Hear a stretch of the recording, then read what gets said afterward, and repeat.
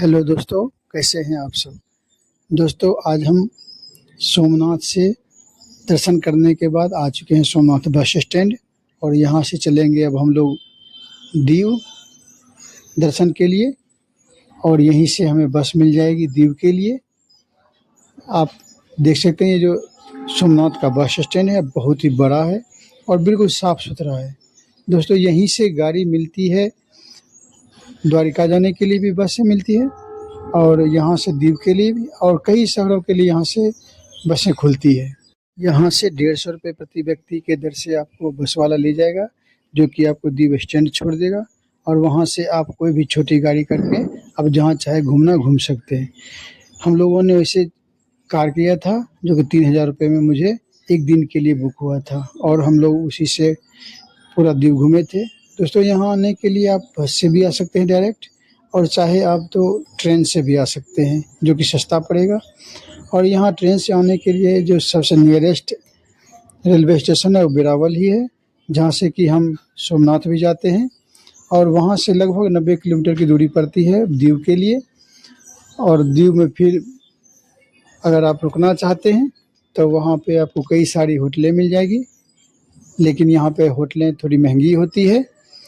और अगर आप बस से यहाँ आते हैं, अगर एक दिन का आपका प्लान है तो आप वापस जा सकते हैं। वैसे अगर पूरा दीव घूमना चाहते हैं तो आपको 2 दिन लगेगा कम से कम। यहाँ घूमने के लिए बहुत सारी बीचें हैं और बहुत सारी पर्यटन स्थल है जो कि आप देख सकते हैं। दोस्तों, हमने छोटी गाड़ी की थी कार किराए के लिए, वो मुझे लगभग 8 से 9 जगह दिखाया था एक दिन में। लगभग हम लोग 9 बजे शुरू की अपनी यात्रा मंदिर से और लगभग 8 बजे शाम को फिर से हमें मंदिर पहुंचा दिया, जिसमें कि जो मेन पॉइंट थे वहाँ हमें दिखाया गया। लेकिन मैं आज आपको दोस्तों पूरा दीव की जहाँ पे घूमने की जगह है वो हर जगह मैं आपको दिखाऊंगा और बताऊंगा। सबसे पहले अब हम लोग चलते हैं दीव किला। दीव किला पे जाते ही दोस्तों उस गेट के पास ही आपको ड्राई फ्रूट की बहुत सारी दुकानें मिल जाएंगी, जहाँ की आपको बहुत ही सस्ता मिलेगा ड्राई फ्रूट। और इस तरह से आप अंदर जब जाएंगे तो सबसे पहले देखिए ये व्यू पॉइंट है जहाँ की सीढ़ी बनी हुई, आप चाहे तो यहाँ तस्वीरें भी खिंचवा सकते हैं। ये समुद्र के अंदर में थोड़ा सा बना हुआ एक रास्ता जैसा है, वहाँ पे फोटो खिंचवा के फिर आप आगे निकल जाइए। आगे का नज़ारा और भी बहुत ही सुंदर लगता है। ये देखिए दीव फोर्ट के साइड से कितनी हरियाली लगती है। और ये लाइट हाउस है ऊपर पे, जहाँ कि हम लोग चलेंगे बाद में। और ऊपर जाने के बाद ये देखिए तोप यहाँ पे रखी हुई है, कई सारी तोपें हैं।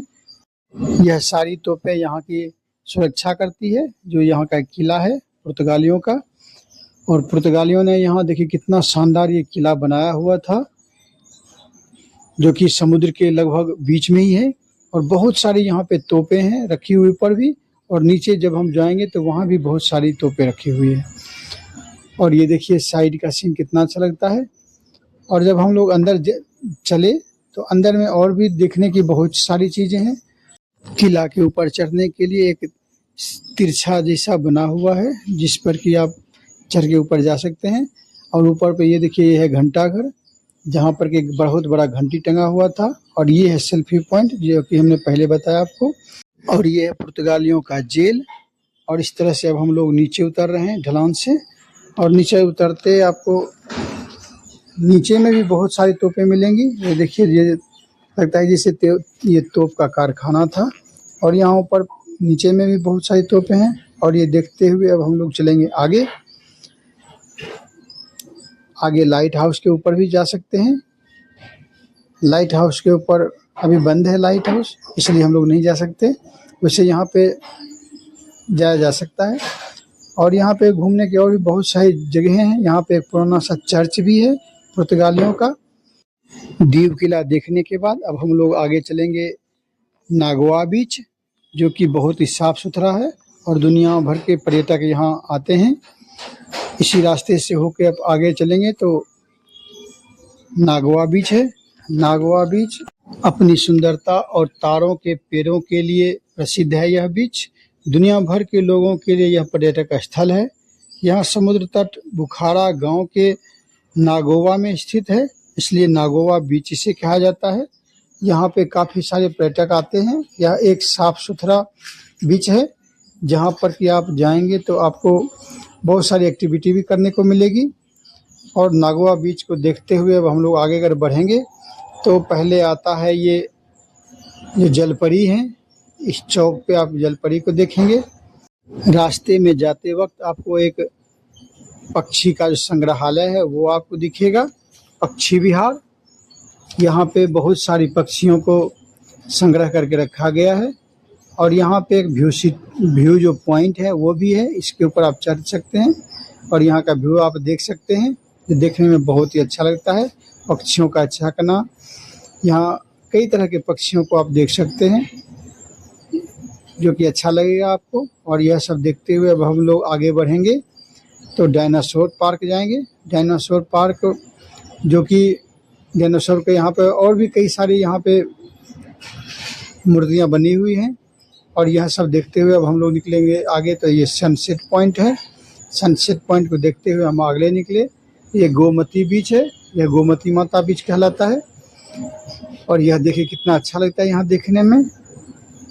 और इससे आगे अब हम लोग चलेंगे वनकबरा बीच। यहाँ पे आप देख सकते हैं बहुत सारी छोटे छोटे जहाज़ें हैं जो कि मछली के मारने में काम आता है मछुआरों के लिए।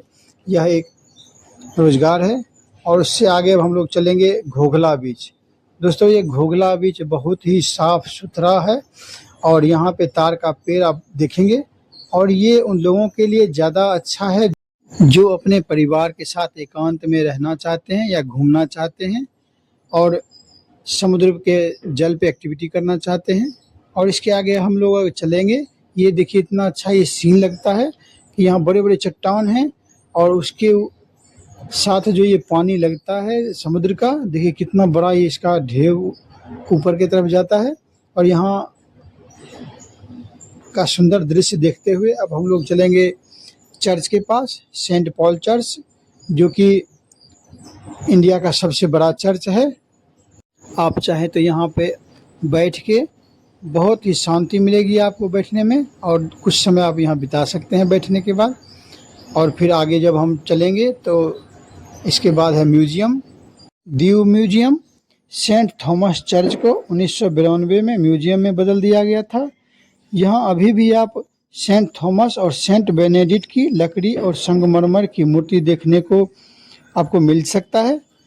यहाँ पर बहुत ही बड़ा और बहुत ही सुंदर एक पार्क भी है जहाँ पर कि बैठने में आपको बहुत ही अच्छा लगेगा, देख सकते हैं आप।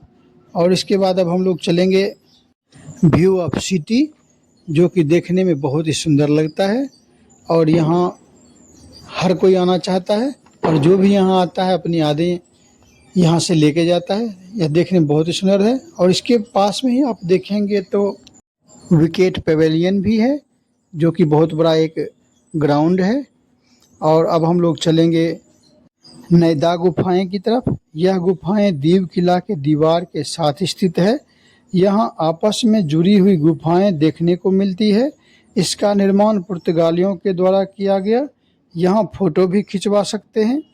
यहाँ घूमने के लिए लगभग 2 घंटे लग जाते हैं। यह सवेरे 8 बजे से शाम को 6 बजे तक खुला रहता है। और यह गुफाएं आप देखेंगे तो यहाँ से आने का आपका दिल नहीं करेगा। एक दूसरे के साथ यह बिल्कुल जुड़ा हुआ गुफा है। और यहाँ एक तरफ अगर जाएंगे तो आप ही खुद ब खुद दूसरा रास्ता मिल जाता है जहाँ से कि आप दूसरी गुफा में जा सकते हैं। और इस तरह से होते हुए आप सारी गुफाओं को घूमने में लगभग आपको 2 घंटा लग जाएगा, जो कि देखने में अच्छा लगता है। ये गुफाएं ये पुर्तगालियों का बनाया हुआ एक अवशेष है जो कि वो कुछ और बनाना चाहता था लेकिन वो नहीं बन पाया और ये गुफा टाइप का बन गया। और दोस्तों अब आप आगे चलेंगे INS कुखरी म्यूजियम की तरफ, जो कि एक बहुत बड़ा जहाज़ था जो कि पाकिस्तान से जब लड़ाई हो रही थी 71 में, उस समय ये जहाज़ डूब गया था। और इस पे जो जितने भी सैनिक थे वो सब मारे गए थे। उनकी याद में ये स्मारक बनाया गया है। ये देख सकते हैं आप कि ये जो ओरिजिनल जो पहले का था INS F49, ये उसका चित्र है। वो तो जो ओरिजिनल था वो तो डूब गया था और इसे शीशे में बंद करके एक म्यूजियम की तरफ बनाया गया है। समुद्र के किनारे एक टीला जैसा है जिसके ऊपर की यह बनाया गया है म्यूजियम। इस पे जाने के लिए साइड से रास्ते हैं जो कि बड़े ही अच्छे लगते हैं और हरे भरे हैं और घुमावदार रास्ता है। वहाँ से होते हुए ऊपर जब जाएंगे तो ऊपर पे एक व्यू पॉइंट भी बना दिया गया है जहाँ पर कि आप फ़ोटो भी खिंचवा सकते हैं और यहाँ से समुद्र का नज़ारा भी ले सकते हैं जो कि देखने में अच्छा लगता है। और इसके बाद अब हम लोग चलेंगे INS कुफरी 51 जो ओरिजिनल का है जहाज़, जो कि 32 साल लगभग सेवा देने के बाद इसे रिटायर कर दिया गया था और यह म्यूजियम के तौर पे अभी रखा गया है। इसमें जाने के लिए वयस्क को 100 रुपये और बच्चे को 50 रुपये का टिकट लेना पड़ता है। और यहाँ से अब हम लोग चले हैं अंदर जाने के लिए कुफरी के अंदर। ये देख सकते हैं आप, बहुत बड़ा जहाज़ है। इसके अंदर में आप देख सकते हैं कि कैसे कैसे यहाँ के इस पे जो रहते हैं जवान, वो कहाँ पर खाना खाते हैं, कहाँ पे सोते हैं, कहाँ मेडिकल है, हर चीज़ आपको दिखाया जाएगा क्योंकि ये बहुत दिनों तक लगभग पानी के बीच में ही रहता है। तो हर सुविधा यहाँ अंदर में ही प्रदान किया जाता है। और इस जहाज़ के अंदर में देखेंगे तो एक हमेशा गार्ड रहता है जो कि आपको इसकी कहानी बताएगा। दोस्तों, ये है पानी कोटा किला। यह समुद्र के बीच में एक किला है जिसे पुर्तगालियों द्वारा जेल के रूप में इस्तेमाल किया जाता था। यह किला चारों तरफ से पानी से घिरा है, इसलिए कैदियों के लिए यह सबसे सुरक्षित जगह माना जाता था। दोस्तों, अब हम लोग आ चुके हैं गंगेश्वर महादेव। यह मंदिर श्रद्धालुओं के लिए सबसे पसंदीदा जगह है। यहाँ 5 शिवलिंग हैं जो 5 पांडवों द्वारा निर्मित बताया जाता है। जो सबसे बड़ा शिवलिंग है वो बताया जाता है कि यह भीम के द्वारा बनाया गया था। बाकी के जो 4 शिवलिंग हैं वो 4 पांडव जो थे वो बनाए थे, लेकिन ये जो देख सकते हैं आप, ये जो बड़ा वाला शिवलिंग है ये भीम के द्वारा बनाया गया है, ऐसा माना जाता है।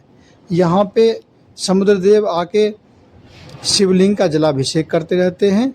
आप अगर यहाँ पे 12 बजे के बाद आएंगे तभी ये समुद्रदेव के द्वारा जलाभिषेक किया जाना आपको दिखेगा। अगर आप 12 बजे के पहले आते हैं दिन में तो आपको यहाँ पे बिल्कुल सूखा मिलेगा क्योंकि समुद्र का पानी दोपहर के बाद ही लगभग यहाँ पे बढ़ता है और तभी यहाँ पे जो समुद्र का जल है यहाँ पे आता है और जलाभिषेक देखने को आपको मिलेगा। दोस्तों, यहाँ पे आने का जो आपको आनंद आएगा वो आप बयान नहीं कर सकते हैं। देखिए, ये ओम है जो कि यहाँ पे मस्तियाँ कर रहा है पानी के साथ।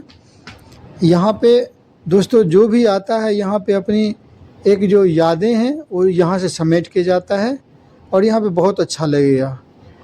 और यहाँ पे दोस्तों और भी कई सारे यहाँ पे बीच हैं जहाँ पर कि आप जा सकते हैं, जैसे सिम्बौर बीच, चक्रतीर्थ बीच, जालंधर बीच, और भी कई सारे यहाँ पे बीचें हैं जो कि आप जा सकते हैं, वहाँ पे घूम सकते हैं।